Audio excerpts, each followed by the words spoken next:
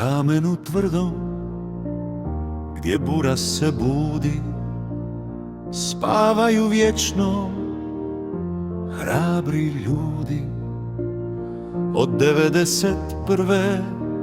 kroz oganj i mrak dali su život, ostavili trag. Hercegovina pamti, suza ne prestaje, dok sunce nad brdom polako nestaje.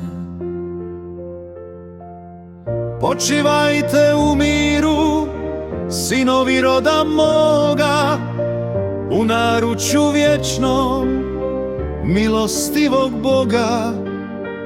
Vaša su imena u kamenu uklesana, u svakom otkucaju naših dana.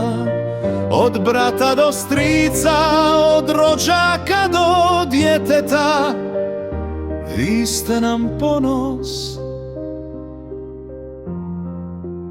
rana presveta.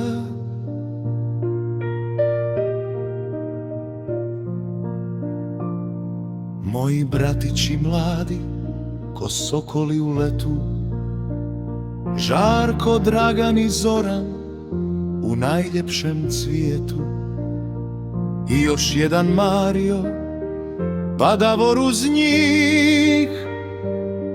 Za svakog od vas pišem ovaj stih. Željko, naš Soki i stric Tomislav, Toša, vaša je duša kroz oluje prošla. Stric Zvonimir i stric Hrvoje stoje, u sjećanju živite, heroji boje. Moj brate Mario, u srcu te nosim, tvojim se imenom zauvijek ponosim. Bol je duboka ko ponor u stijeni, dok palim svijeću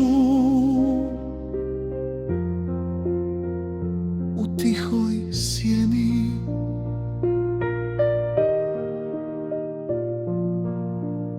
A tamo gdje anđeli čuvaju stražu, najtužnije priče vjetrovi kažu.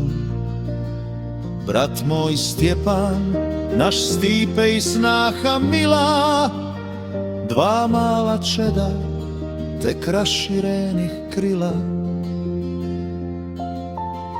Nisu ni 2 godine pod nebom proveli, a već su u vječnost rano odletjeli.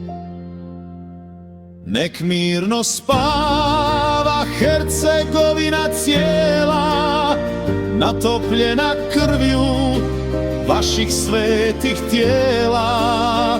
Dok god je nas i dok Neretva teče, vaša se žrtva zaboravit neće.